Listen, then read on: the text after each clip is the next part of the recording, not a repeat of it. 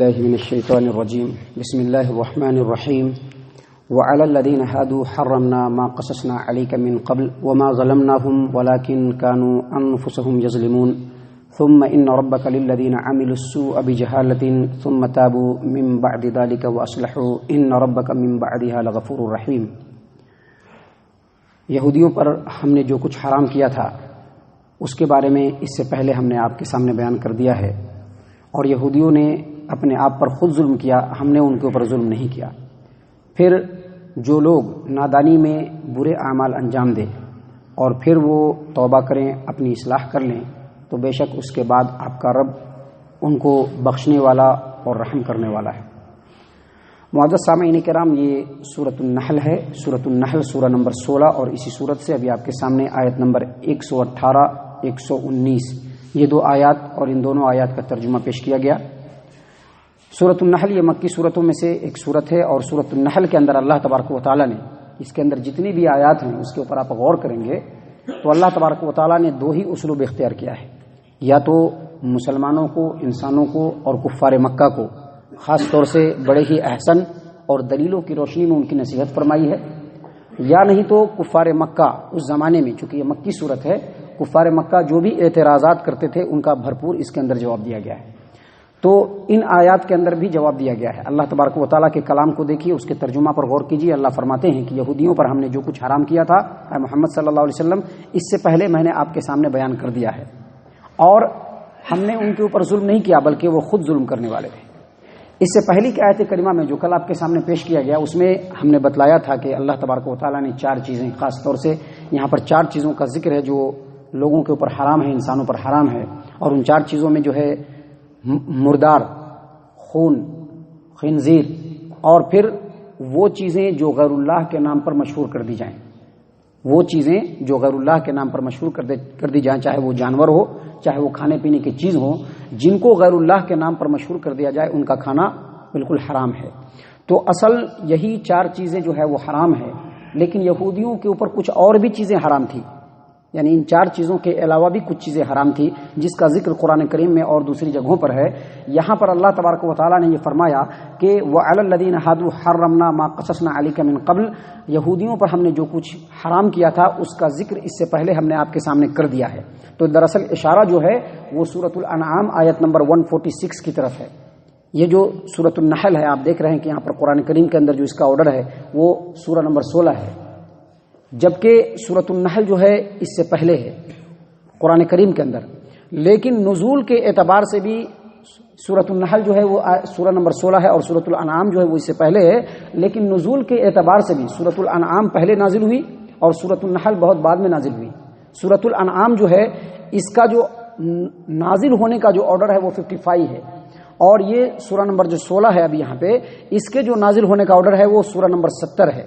تو اللہ تبارک و تعالیٰ نے یہاں پر جو فرمایا کہ ہم نے یہودیوں کے اوپر جو کچھ حرام کیا ہے محمد صلی اللہ علیہ وسلم، اس سے پہلے ہم نے آپ کے سامنے بیان کر دیا ہے۔ تو آپ دیکھیں گے سورۃ الانعام آیت نمبر 146 میں اللہ تبارک و تعالیٰ فرماتے ہیں وَعَلَى الَّذِينَ هَادُوا حَرَّمْنَا كُلَّ ذِي ظُفُرٍ وَمِنَ الْبَقَرِ وَالْغَنَمِ حَرَّمْنَا عَلَيْهِمْ شُحُومَهُمَا إِلَّا مَا حَمَلَتْ ظُهُورُهُمَا أَوِ الْحَوَايَا أَوْ مَا اخْتَلَطَ بِعَظْمٍ ذَلِكَ جَزَيْنَاهُمْ بِبَغْيِهِمْ وَإِنَّا لَصَادِقُونَ۔ یعنی اللہ تبارک و تعالیٰ یہ فرما رہے ہیں کہ جن لوگوں نے یہودیت اختیار کیا ان کے اوپر ناخن والے جانوروں کو میں نے حرام قرار دیا ہے۔ ناخن والے جانور، چاہے وہ شتر مرغ ہو، چاہے وہ اونٹ ہو، چاہے وہ بطخ ہو، اللہ فرما رہا ہے کہ ناخن والے جانوروں کو ان کے اوپر حرام قرار دیا ہے۔ کل ذی ظفر ومن البقر والغنم حرمنا علیہم شحومہما، اور گائے اور اونٹ اور بکری، گائے اور بکری، ومن البقر والغنم، گائے اور بکری، ان کی چربی کو ہم نے ان کے اوپر حرام قرار دیا ہے۔ گائے اور بکری کی چربی کو ان کے اوپر حرام قرار دیا ہے، سوائے ان چربیوں کے جو یا تو پیٹھ میں لٹک جائے، یا پھر ہاتھ میں جا کر کے پھنس جائے، یا پھر ہڈیوں میں جا کر کے چمٹ جائے۔ ان چربیوں کو ہم نے حرام نہیں قرار دیا ہے، وگرنہ گائے اور بکرے کے چربی کو بھی ان کے اوپر ہم نے حرام قرار دیا۔ اور یہ چیزیں جو ہم نے حرام قرار دیا ہے وہ یہودیوں کی بغاوت کی وجہ سے، اللہ اور اس کے رسول کی طرف سے جو کلام ان کو ملا اس کی جو انہوں نے مخالفت کی، اس کی وجہ سے ان کے اوپر یہ چیزیں حرام قرار دیا ہے، اور ہم بالکل سچ کہہ رہے ہیں۔ اللہ فرما رہے ہیں معزز سامعین کرام، قرآن کریم کے اندر آپ دوسری جگہوں پر آپ غور و فکر کریں گے تو آپ کو پتہ چلے گا کہ کچھ اور چیزیں ہیں جو یہودیوں کے اوپر حرام تھی. مثال کے طور پر آپ قرآن کریم میں سورہ آل عمران کے اندر جائیے، آیت نمبر 93 کے اندر اللہ فرماتے ہیں کل الطعام کان حلا لبنی اسرائیل الا ما حرم اسرائیل علی نفسہ من قبل ان تنزل التوراۃ قل فاتوا بالتوراۃ فتلوها ان کنتم صادقین. یعنی بنی اسرائیل کے اوپر تمام چیزیں حلال تھیں کھانے کی سوائے 4 چیزوں کے، جو 4 چیزوں کا ذکر اس سے پہلے آپ کے سامنے ہوا، مردہ، اور اسی طرح سے جو ہے خون، اسی طرح سے جو ہے خنزیر، اسی طرح سے جو ہے غیر اللہ کے اوپر چڑھائے گئے یا غیر اللہ کے نام سے مشہور کی ہوئی چیزیں، یہ 4 چیزیں حرام تھی، باقی تمام چیزیں حلال تھی. لیکن یعقوب علیہ السلام نے کچھ چیزوں کو اپنے اوپر حرام قرار دیا تھا. مثال کے طور پر انہوں نے اونٹ کو اپنے اوپر حرام قرار دیا تھا، اونٹ کے گوشت کو اپنے اوپر حرام قرار دیا تھا، اونٹ کے دودھ کو اپنے اوپر حرام قرار دیا تھا. حرام قرار دینے کی وجہ تفسیری کتابوں کے اندر جو آتی ہے وہ یہ 2 طرح کی آتی ہے. ایک یہ کہ ان کو پسند نہیں تھا اس لیے کھاتے نہیں تھے، اور دوسرا ان کو ایک قسم کی بیماری تھی جس کی وجہ سے پرہیز کی خاطر انہوں نے اونٹ کے گوشت کو اور دودھ کو اپنے اوپر حرام قرار دیا تھا. تو یعقوب علیہ السلام کے محض حرام قرار دینے کی وجہ سے اور کچھ چیزوں کو اپنی سرکشی کی وجہ سے یہودیوں نے خود اپنے اوپر حرام قرار دیا،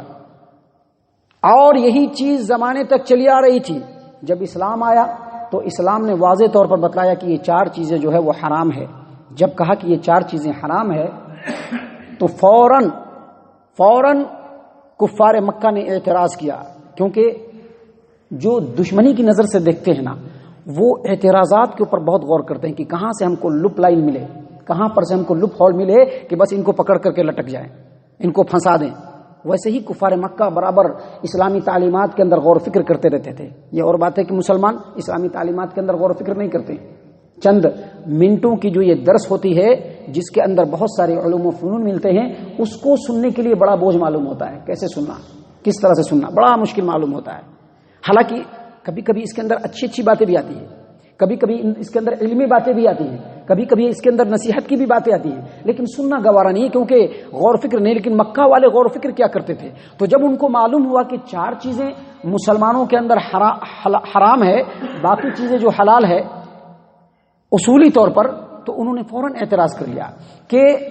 آپ کہتے ہیں کہ آپ اللہ کے رسول صلی اللہ علیہ وسلم ہیں، اور آپ کہتے ہیں کہ آپ کے اوپر جو دین نازل ہو رہا ہے وہ اللہ کی طرف سے دین نازل ہو رہا ہے،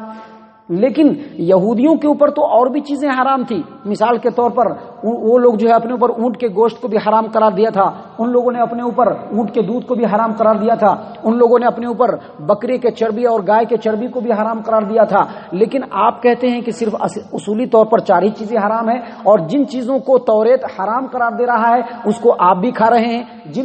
جن چیزوں کو یہودیوں نے اپنے ہاں حرام قرار دیا ہے اس کو آپ کھائے جا رہے ہیں، مسلمان بھی کھائے جا رہے ہیں. یہ کیا بات ہے؟ اگر آپ کا دین اللہ کی طرف سے ہے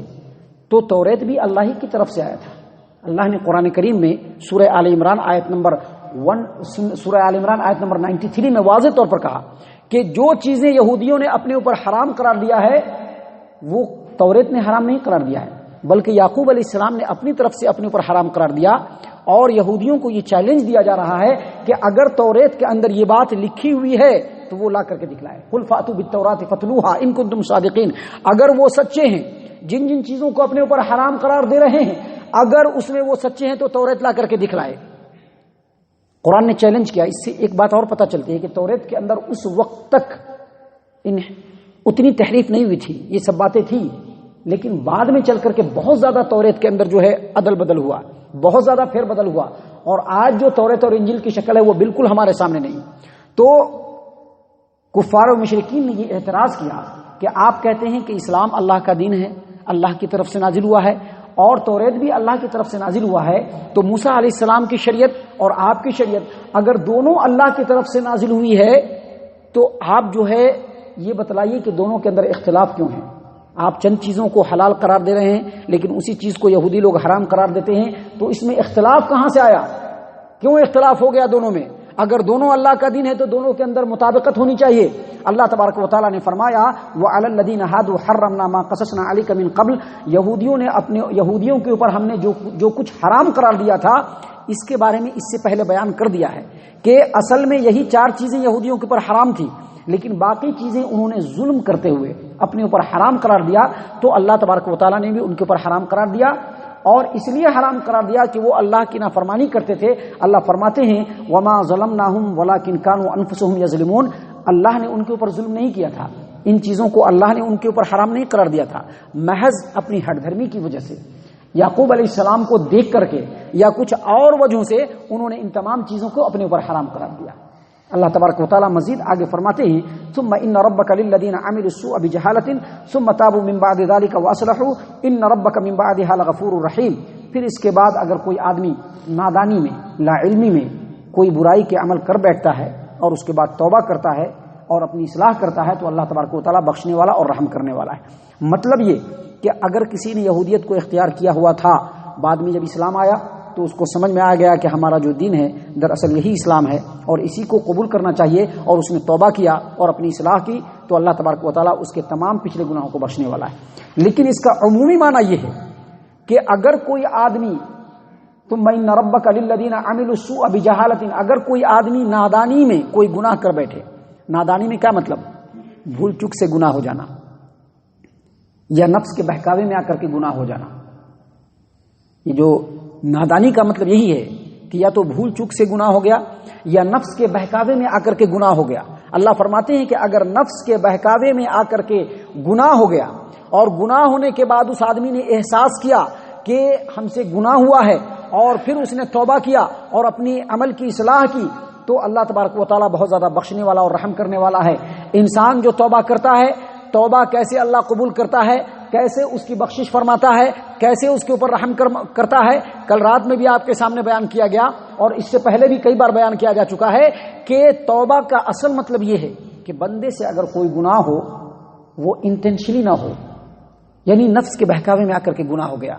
کیونکہ انسان ہے، انسان خطا کا پتلا ہے، اس سے گناہ غلطیاں ہوتی رہتی ہیں، تو نفس کے بہکاوے میں آ کر کے گناہ ہو گیا، بھول چوک میں گناہ ہو گیا، تو گناہ ہونے کے بعد سب سے پہلے اس بندے کے لیے ضروری ہے کہ اپنے گناہ پر شرمندگی کا اظہار کرے، رب کے بارگاہ میں جھکے تو اس بات کے ساتھ جھکے کہ اللہ میں بہت شرمسار ہوں، اور جو گناہ کر رہا ہے اس کو چھوڑنے کا عزم و ارادہ کر لے، اور ساتھ ہی ساتھ جو گناہ کیا ہے اگر وہ حقوق العباد سے تعلق رہتا ہے تو جس کے ساتھ اس نے غلط کیا ہے اس سے معافی تلافی کرے اور اس کا معاملہ جو اس کو درست کرے، تو امید ہے کہ اللہ تبارک و تعالیٰ اس کے گناہ کو بخش دے گا اور رحم کرے گا۔ لیکن ایک ایسا بندہ ہے، اور ایسے بندے ہوتے ہیں جو گناہ ہی اسی لیے کرتے ہیں کہ ابھی گناہ کر لیں گے بعد میں توبہ کر لیں گے، ایسا ہوتا ہے، ایسا ہے۔ آدمی کو اپنے ضمیر کو اپنا جج بنا کر کے غور و فکر کرنا ہوگا، ایسا ہوتا ہے، انسانوں کے اندر ایسا ہے، ہمارے اندر ایسا ہے، ہم گناہ کرتے ہیں اس بنیاد پر کہ ابھی گناہ کر لیتے ہیں بعد میں توبہ کر لیں گے، اس بنیاد پر ہم گناہ کرتے ہیں، گویا یہ انٹینشنلی ہے، یہ نادانی کی بنیاد پر نہیں، جان بوجھ کر کے گناہ ہے، اور ایسے گناہ سے اللہ تبارک و تعالیٰ بہت ناراض ہوتا ہے۔ اللہ نے اسی لیے کہا کہ ثم ان ربک للذین عملوا السوء بجہالۃ، نادانی میں گناہ کر بیٹھا، انٹینشن نہیں تھا، اس کا ارادہ نہیں تھا، بھول چوک میں آ کر کے، نفس کے بہکاوے میں آ کر گناہ۔ لیکن بہت سارے لوگ ایسے ہیں جو گناہ کرنے سے پہلے وہ سوچتے ہیں کہ چلو ابھی گناہ کر لیتے ہیں بعد میں معافی تلافی کر کے بالکل شاف و شفاف ہو جائیں گے، جیسے لوگ یہ خیال کرتے ہیں کہ گنگا میں جا کر کے نہا لیں گے تو سارا پاپ دھل جائے گا، لوگ یہ سمجھتے ہیں نا کہ گنگا میں جا کر کے نہا لیں گے تو سارا پاپ دھل جائے گا۔ ویسے ہی مسلمانوں کا عقیدہ بالکل کھوکھلا اور بالکل گھٹیا عقیدہ کہ ابھی گناہ کر لیتے ہیں بعد میں توبہ کر لیں گے، تو ایسے گناہگار کو اللہ تبارک و تعالیٰ بہت ہی غضب کی نگاہ سے دیکھتا ہے۔ اللہ نے فرمایا کہ ویسا نہیں، بلکہ اگر نادانی میں کوئی بندہ گناہ کر لیتا ہے، گناہ کرنے کے بعد پچھتاتا ہے، رب کے بارگاہ میں جھکتا ہے، آئندہ گناہ نہ کرنے کا عزم کرتا ہے، اور آئندہ گناہ نہ کرنے کا عزم کرتے ہوئے اگر حقوق العباد ہے تو اس کو پورا کرنے کی کوشش کرتا ہے، اللہ تبارک و تعالیٰ فرماتے ہیں ان ربک من بعدها لغفور رحیم، بے شک تمہارا رب اس کے بعد البتہ بخشنے والا اور گناہوں کو معاف کرتے ہوئے لوگوں پر رحم کرنے والا ہے۔ معزز سامعین کرام، ابھی اور بھی نصیحتیں ہیں جو اس صورت کے اندر اللہ تبارک و تعالیٰ نے ہمارے لیے نازل فرمائی ہیں۔ اللہ سے ہم دعا کرتے ہیں کہ اللہ یہ جو باتیں ہیں جو ہمارے سامنے بیان ہو رہی ہیں، اللہ ان باتوں کے اوپر ٹھنڈے دل سے ہم تمام کو غور و فکر کرنے کی توفیق عنایت فرما، ان آیتوں کو ہمیں مرر اور آئینہ بنانے کی توفیق عنایت فرما، اور آئینہ بنا کر کے اس میں اپنے آپ کو جھانک کر کے ہمارے اندر جو تقصیریں ہیں، جو کمیاں ہیں، اللہ ان کمیوں کو ہمیں دور کرنے کی توفیق عنایت فرما۔ آمین یا رب العالمین وما علینا الا البلاغ المبین.